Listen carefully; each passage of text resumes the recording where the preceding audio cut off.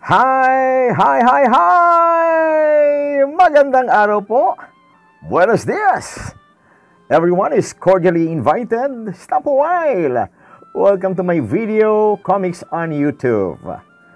Sa mga nahumaling dati sa pagbasa ng mga babasahin, pagbasa ng mga love stories sa comics, narito ang isang kahalintulad na istorya, isang kahalintulad na kwento. Isang tunay na larawan ng pag-ibig, kapanapanabik na pakinggan. Sa Comics on YouTube, itatampok natin ang mga kasaysayan ng bawat lovers, viewers, and subscribers. Narito at ibig kong bigyang daan ang isang espesyal na kasaysayan mula sa ating mga tagapanood. Ganito niya nais na simulan at ilarawan ang naiiba niyang kasaysayan ng pag-ibig.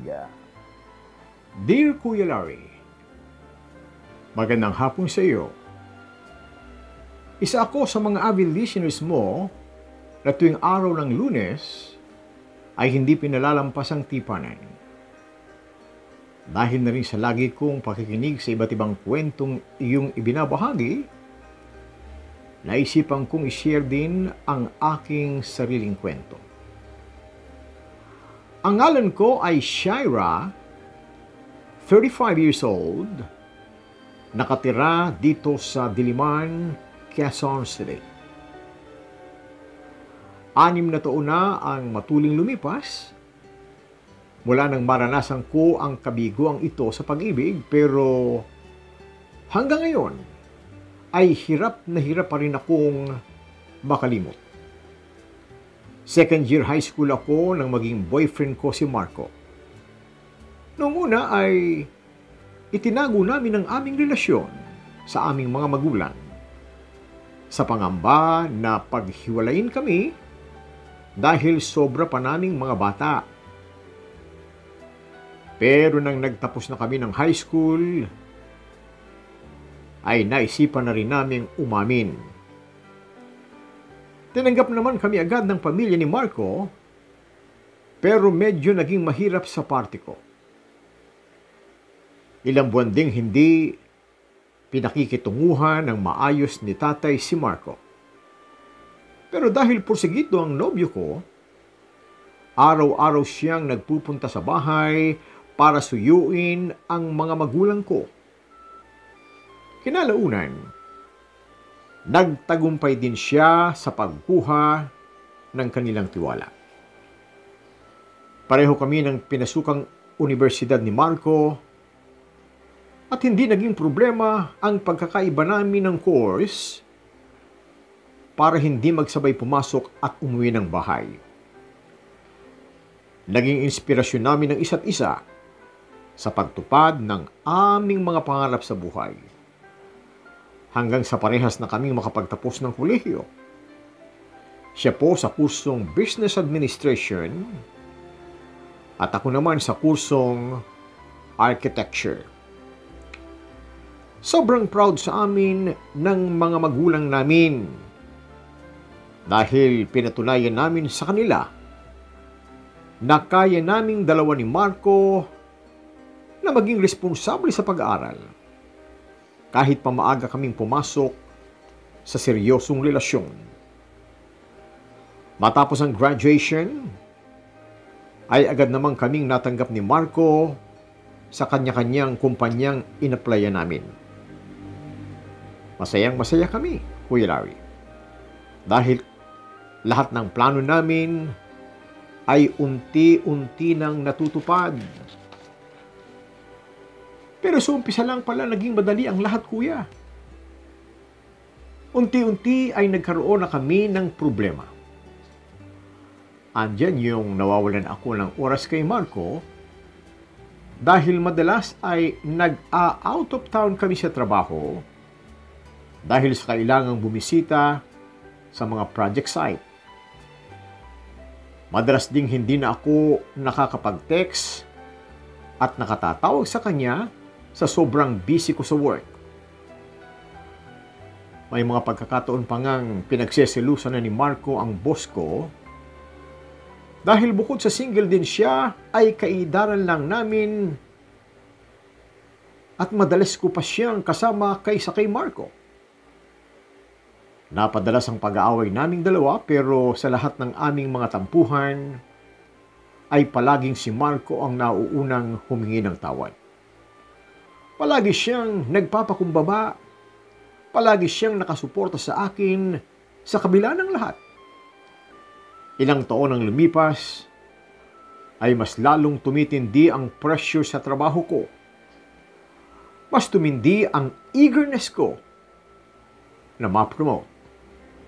Kaya na magkaroon ako ng oportunidad ay hindi ko na ito pinakawalan pa. Pero hindi ko inaakalang sa sobrang pag-aasam ko na maging maganda ang takbo ng karir ko, ay unti-unti na palang nagkakaroon ng lamat ang relasyon namin ni Marco. Napakahirap ng kompetisyon sa opisina. Kuya Larry, lahat ay magagaling. Lahat ay professional. Kaya nang mabigyan ako ng pagkakataong maipakita at maipamalas ang kakayahan ko, ay agad ko itong sinunggaban. Naging focus ako sa work kaysa kay Marco. Hindi ko na naisip ang pamilya ko, kuya. Na-offeran akong lumipad patungong Singapore para sa isang malaking proyekto doon sa loob ng 3 taon. Nang ibalita ko na kay Marco ang plano kong magpunta sa Singapore, ay halatang hindi niya ito nagustuhan.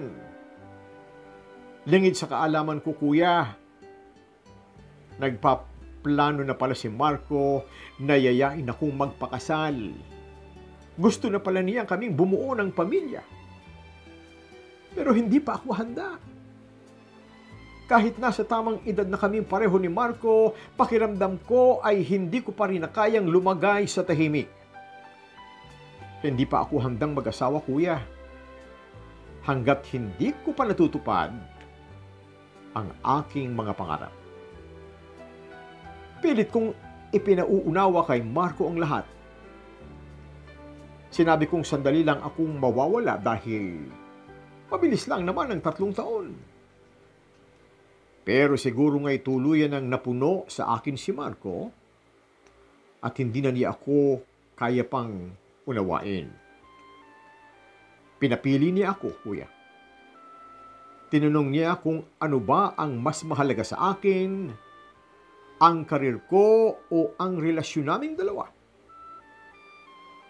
Hindi ko alam ang isasagot ko sa kanya, kuya. Pero alam ko sa sarili ko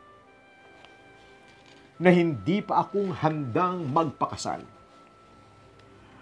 Kahit masakit, pinili ko ang sarili kong career. Kuya, pinili kong pumunta ng Singapore at hiniwalayan si Marco. Pero alam ng Diyos na napakabigat ng aking damdamin ng gawing iyon. Naging maayos naman ang takbo ng buhay ko sa Singapore. Marami akong na-experience at natutunan sa aking naging trabaho doon. Pero alam ko sa sarili ko na may kulang sa akin. Na hindi pa ako ganap na masaya. Dahil sa kagustuhan kong makamit lahat ng pangarap ko sa buhay, ay may isang napakahalagang tao sa buhay ko na kinailangan kong isakripisyo. 6 na taon mula nang maghiwalay kami ni Marco, ay narito pa rin ang sakit, ang pagsisisi at pangungulila sa pag-ibig na basta ko na lang pinakawalan. Siguro kung hindi ako umalis, kami pa rin ni Marco. Kung siya siguro ang pinili ko, ay mayroon na ako sigurong anak ngayon.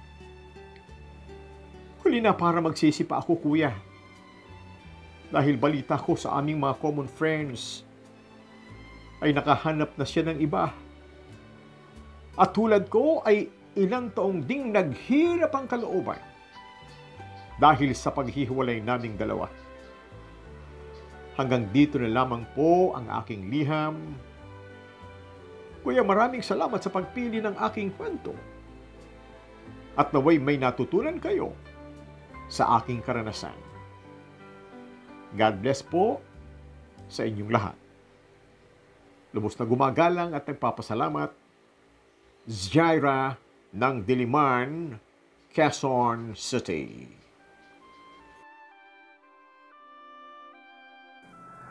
Well, that's it. Nagustuhan mo sana ang isa na namang tunay na kwento ng pag-ibig ng nakaraan. Makulay na istorya ng isang nilalang na may pitak sa puso ang umibig at magmahal. Sino man sa bawat tao ay mayroong espesyal na kwento ng pag-ibig. Mulit muli ay malugod kong ikaw ay inaanyayahan, isend mo sa comments on YouTube ang naiiba mong kwento. Larawan ng pag-ibig na hindi maiwawaglit sa isip dahil nakatimunan ng malalim sa puso. Nagdulot ng tagumpay at kung magkamisan ay kasawian sa pusong natutong magpakasakit dahil sa pag-ibig. Magsilbi sana itong gabay at inspirasyon at kapulutan ng aral ng bawat tao na may wagas na pusong nagmahal. Kung nag-enjoy kayo sa aking kwento, i-like at i-share ito sa iba. Huwag din naman ninyong kaliligtaan na mag-subscribe. I-follow niyo po Comics on YouTube with Larry Damian. Maraming salamat po. Hanggang sa susunod nating kwento, magandang araw sa inyong lahat.